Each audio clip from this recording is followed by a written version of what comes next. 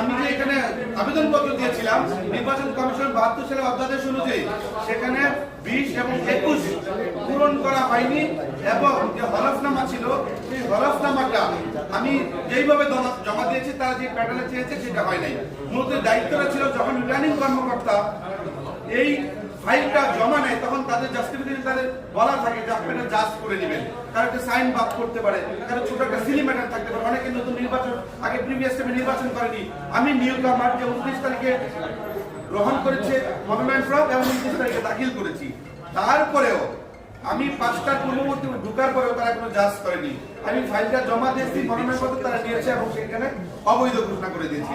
Appeal করলাম, আজকে শুনানি 30 টাকারও হয়নি, তারা বলছে অ্যাকসেপ্টেড, আপনি ফাইল জমা দিয়েছেন। So that is my humble request to the election commission, the returning officer, তারা যাতে অন্তত পক্ষে সুষ্ঠু প্রক্রিয়ার মাধ্যমে যাচাই বাছাই পরবর্তী পর্যায়ে করে। কারণ আমরা অনেক আশা ভরসা স্বপ্ন নিয়ে গণতান্ত্রিক বাংলা বিনির্মাণের জন্য আমরা কাজ করছি। ধন্যবাদ সবাইকে। ধন্যবাদ।